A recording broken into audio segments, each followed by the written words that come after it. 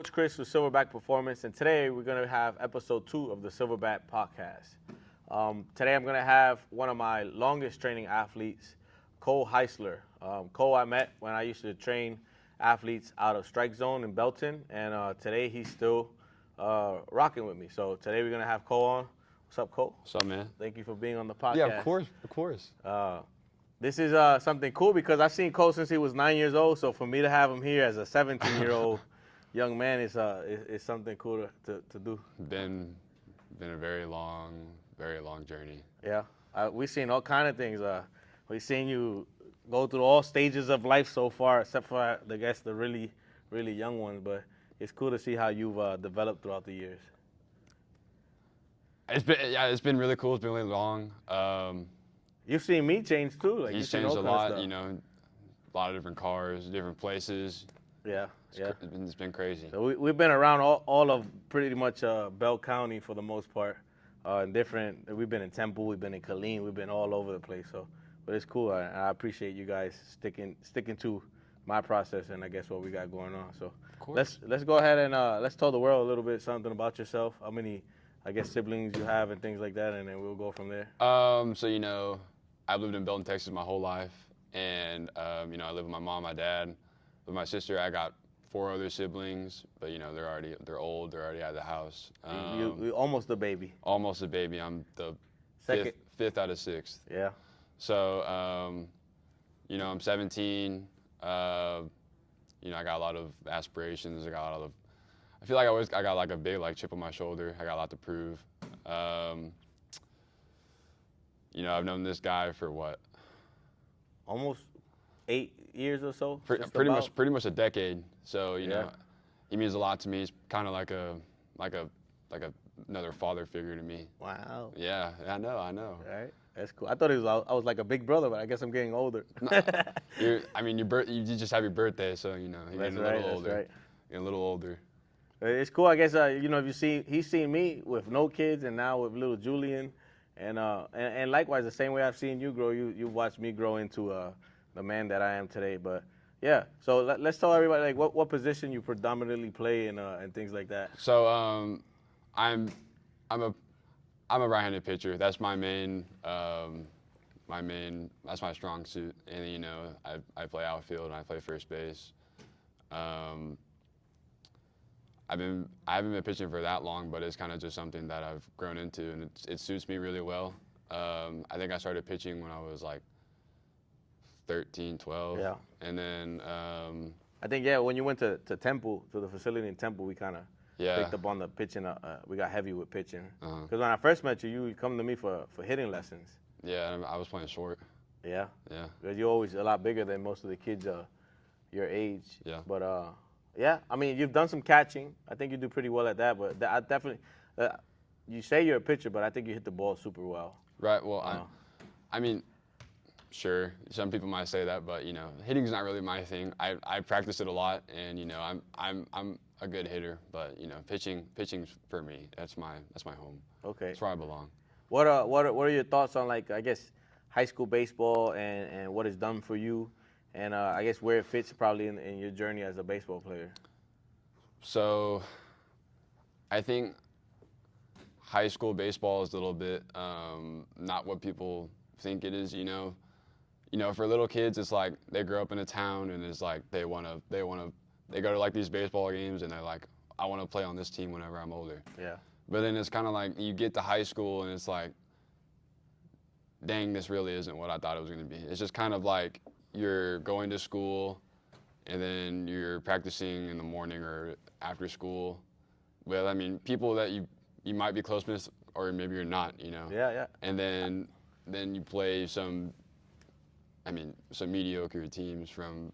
Yeah, area, I guess the biggest difference between the high school game and probably select would be the competition level could be either really great or not so great, and you don't necessarily know what that school's going to bring because maybe that year they just don't have a lot of kids that play ball, so they'll put a team together just to make it happen because it's necessary. Right. Where in select they're gonna really try to level you guys out, especially at these older ages, and really go out and compete and try to showcase what it is that you guys have. But yeah, all right. What about select? So I've had some different experiences with select.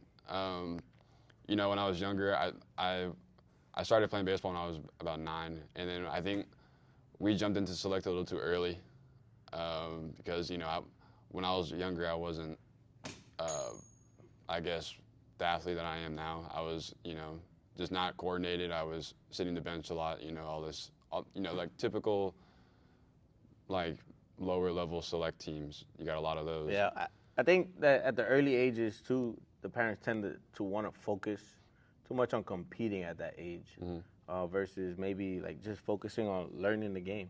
There's some fierce like 9, 10U teams out there Right. that are really focused on like I just want to win everything, versus like taking that time and teaching kids that aren't necessarily ready to do that. But yeah, maybe it's early, maybe it's not. I guess everybody's a little different in it, and you know, this is every organization, every kid, every journey is different. It's like our own little world. So Yeah. there's too many variables to judge, I guess, the time or whatever it is there. But yeah, cool. What kind of things you like to do besides playing baseball? You Some of know, those hobbies outside of this. you know, a lot of weightlifting. Big football guy. Run track. Hang out with my friends a lot. You know, we try to keep the craziness down to a minimum. Um, that's really it. Regular teenager things. Huh? Yeah, I mean, if I'm not doing those things, then I'm here.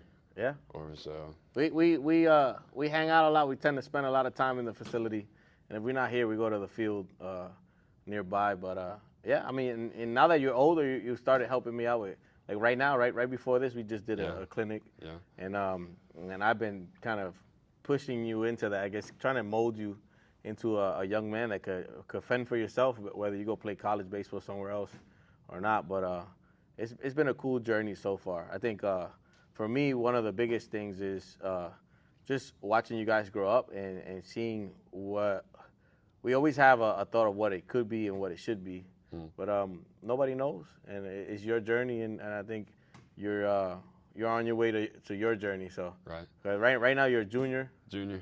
so we got about one more season, junior year, and then senior year. That's it. Before you know it, you gone somewhere. Yeah. You might stay local, you might not. We really don't know until that decision is made. But for now, we're gonna rock and roll over here. Yeah. Cool. What kind of questions you might have for me, I guess, or things like that. You know, I think I kind of like to add on to the college baseball side of things. So, I think a lot of people, they just they think they want to go D1 or they think they want to go to a big school, but you got to think about it like nowadays. You know, there's transfer portals, or you know, there's like 26-year-old guys that are still playing in college and at these big D1 Power 5 schools, and so I think for most kids, kids need to have like understanding like out of high school, they need to be a little bit more realistic. You know, you're 18, and if you go to these big D1 schools, you're gonna be against some big monsters. Some guys that are way older, their bodies are matured. Well, I played college ball at 26, 25 years old. Yeah. I went in and played, and I remember I was there with a bunch of kids that were like barely 17 or 18 years old. Right. So I was like the second oldest there. There was one more guy that beat me by like a few months. But everybody else are like babies compared to me at that point. And so these 18, 19-year-old guys, they're starting to go to these smaller schools for a year or two, and then they transfer out after they've put on some more mass. They're a little bit more mature, you know, all this other stuff. And then by the time they get to these bigger schools, after they've already played college ball for 2 years, and they're ready to go. They're ready to quit. No, usually. no. Like, Well, some of them. I think that the biggest issue is the grit and those challenges, because sometimes be very frustrating for those younger athletes. But hopefully, you know, like you said, they realize that it's a lot of work, and you have to give your body time to develop. Yeah. Too many times, I think parents and children want, at least from a coaching perspective, we want to rush that progression. 18-year-old and a 22-year-old are very different. Very different. That maturity level and that time for your body to really mature is very important. And you see guys that go in, they either left high school or go into college, maybe mid to low 80s or even upper 80s, and then out of nowhere, boom, 95. and they throw it and it kind of just comes to them. But it's that maturity time, and you gotta let the cake bake. Yeah. You can't rush the time. Gotta let it rise. It's not gonna come the same way. Yeah. So yeah, I mean, I think like all right, and if baseball doesn't work, what kind of things you want to do in this world, and what do you think? What you're doing, you know, I've been around you a long time, and you know, I've been in this environment, and it's kind of just kind of who I am. So I think, well, I know I'm gonna go to college and playing baseball or not, and then I'm gonna get my degree in kinesiology, physical therapy, you know, something along those lines. And you know, I just want to help younger guys learn more about their body and Yeah. you know how to play their sport. Yeah, yeah. I think it's definitely a rewarding feeling to watch and help you guys out. And it's like I said in the last one, it's always that's the best pay when you see you guys like when you guys hit a home run, when you guys just go out there and perform well, and even when you don't, and I could just see that you really tried your best. Mm-hmm. It's heartwarming. It's better than any dollar amount, and I think that to see it and to feel that is a great feeling. So, and I'm always very appreciative of that. So, Mm-hmm. but and then as you grow up and you take the role of that, I'm pretty sure you'll feel the same thing. It's definitely a great path because we get to influence the next future. So, yeah, more power to you. Yeah. But yeah, I mean, that's all we have for this one. Unless you have any other questions or any other topics you might want to talk about. I know we touched on high school ball, maybe a little bit of select. I think baseball in general, we need to assess maybe the environment with it. I think between select ball and how, and this would probably be something to talk with a coach. But like, what do you think right now? If you, for example, at your young age, had to tell a parent that has like a 12-year-old, like, or even a 9-year-old about select or just playing baseball, what would you say to them? Not to do it. I would say not to do it. I'd say, you know, my dad's big on this. You know, if these younger kids, you know, take that money that you're gonna, you know, put into the select team and then go put it into some kind of training. Because at that age, there's really no point in doing select other than, I guess, if you want to win these rings or whatever. Yeah. But I mean, you know, 5-6 years down the road, they don't mean anything. Yeah. They're just sitting on a shelf somewhere. So if you want some like real like value out of your money, get your kids in some training with a good coach like this guy. Oh, not me. I mean, there's plenty of coaches out there. And I say that humbly, but yeah. there's plenty of coaches out there. Find the right person for your kid. I think that's the most important thing.